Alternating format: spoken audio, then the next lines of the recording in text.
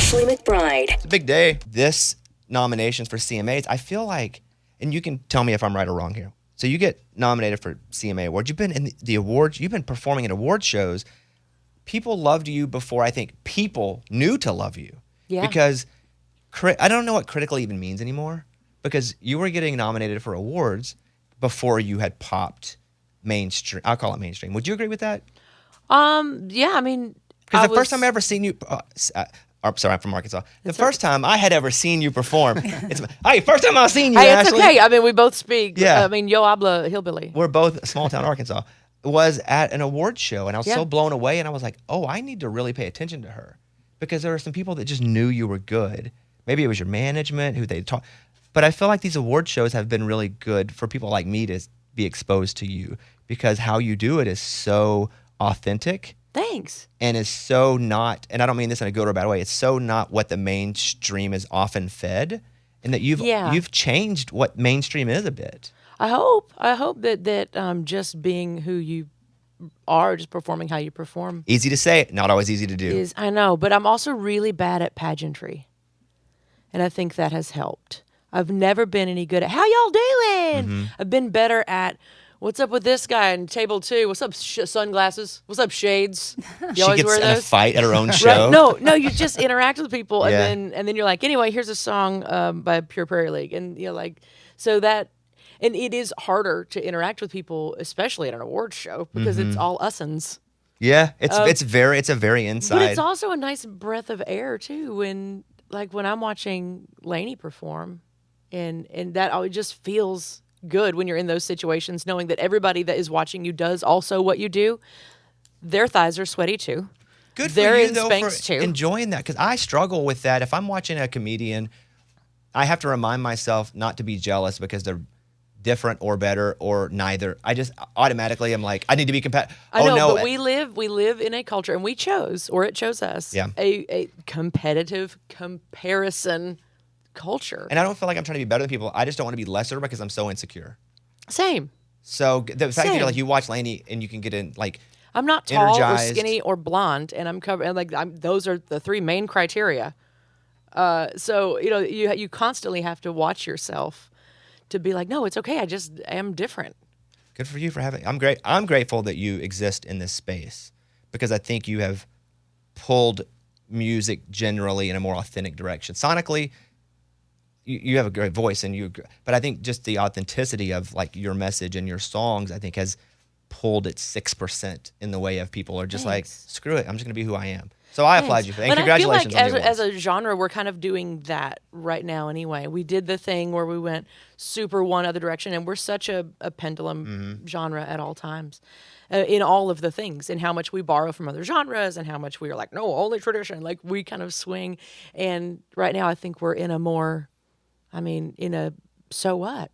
I have a I'm clip 5'3", who cares? of you here performing. It's AI, you doing Baby Got Back. All right, here it is. No, I'm just kidding. There's not. Yeah. It's not that at all. Yeah. So That's- congrats on the CMAs. Which ones, what'd you get nominated for?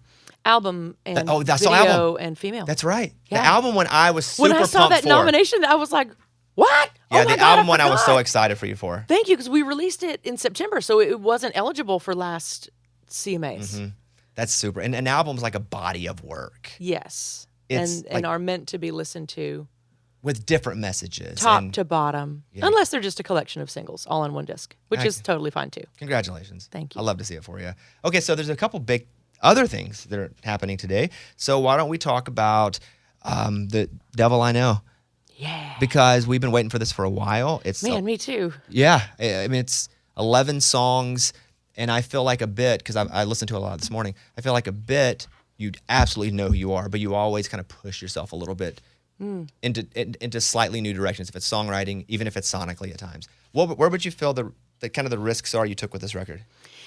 There were songs like "Light On in the Kitchen" that I was worried would be too tender, and also when it comes to attacking ourselves, like we're all insecure, and then we all do.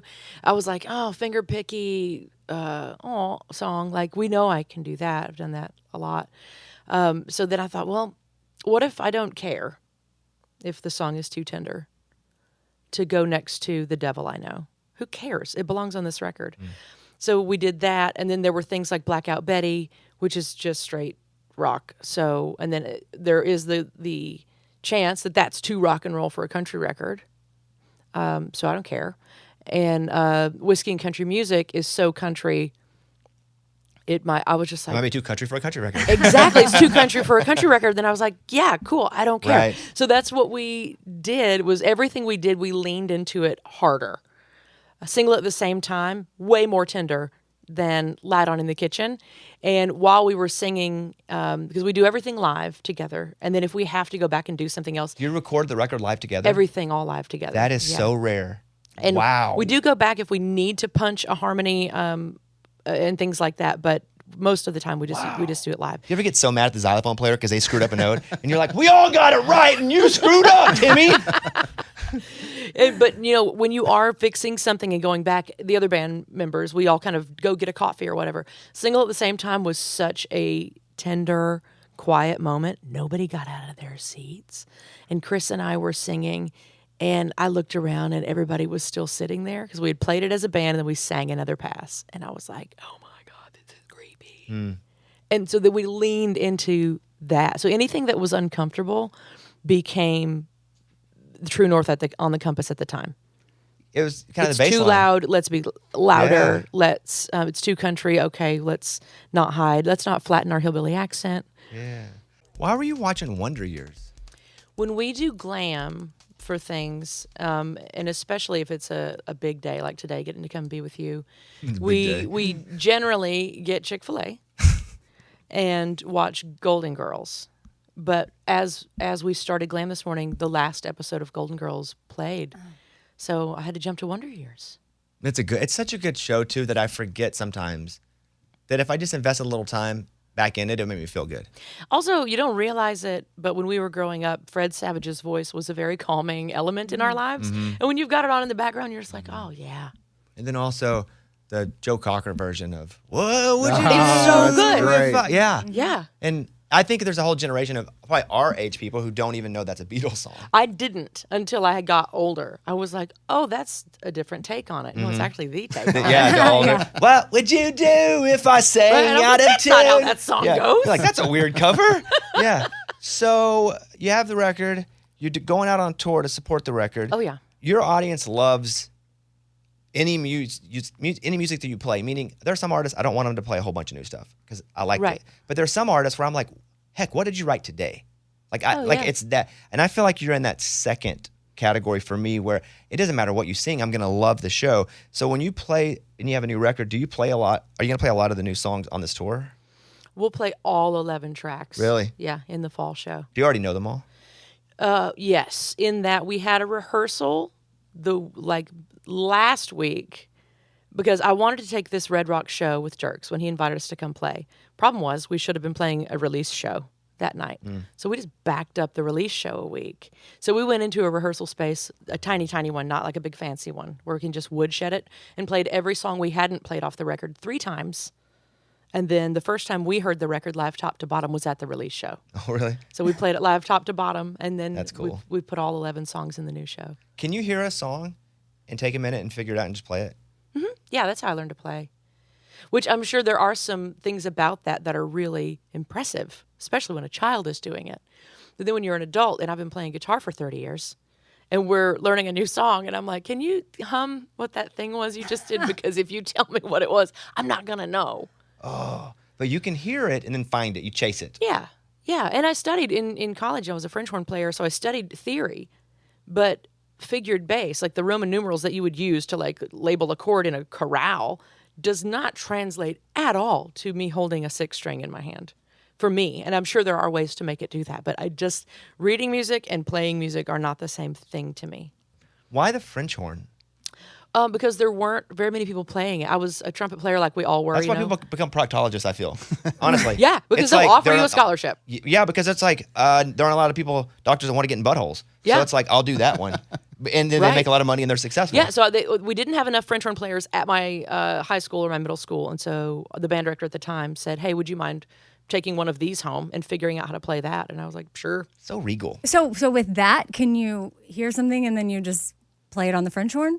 Yeah. But, okay. Wow. Not as quickly though. I'm just because holding this instrument in my hand, and I've been doing this since I was 9, so it just feels like it's like popping your fingers. You kind of know what it's going to take, and sometimes with the French horn, where I think your hand needs to be, like what finger it needs to be, like nope, that's not it. I don't even know which one would be a French horn, actually. That's you the laid out big- 5 horns. I'd I'm be gonna say like, it's Round one. round, and it Yeah, looks I like can you have kinda your hand. see It's it. like if you were a brass proctologist. oh, brass proctologist. Yes. Tickets to Ashley's show, they're up. AshleyMcBryde.com. The Devil I Know tour is about to start October the 7th. I did see you on Instagram with Jelly Roll, Yes. which is like, what a sweet guy. Great guy. I love performing for his fans. When I did the Opry, it's probably a month or so ago, he was performing after me, and I did my 15 minutes of stand up, and then I came back and was introducing him. But as I was up there, I didn't know Jelly Roll was coming on later, but I just felt something different about the audience at the Opry. Yep. Just something was like, Yep. like oddly electric in a wonderful way, but also it made me a little. I was like, why is this group acting like this? And I've never seen anything like that at the Opry at the beginning. I've seen it at the end when somebody like yourself or Garth or somebody kills, but I've never seen with Jelly. They were so just energetic, excited, pumped before he even came on, and it affected everything before him. And he just surrounding him and just the way he carries himself and the people he surrounds himself with, he has created this amazing culture. And we love to talk about in country music that we create space for healing and togetherness. You ain't seen nothing till you've seen Jelly Roll do it. I've Details. told people at like, in the radio room or at meet and greet or whatever, you've not seen an entertainer that makes you feel the way he will make you feel. And there are moments, I watched my first time side stage, I was like, I need to go catch the rest of the show. And the song She, which I love anyway, watching him perform it live, and then that paired with the production on the video wall that's going on in the background, all of a sudden you're crying. You're like, I am crying. I'm crying at a Jelly Roll show. And you're looking out at the audience, and you've got these different, it's so diverse. Yes, absolutely. And I can see how it might be unsettling maybe at first to go, wait, these people don't belong together. But when it clicks that, yes, we do. I feel like that's at your shows too, honestly. It is. Yeah. It is. And it was so nice to see such amazing different groups of people.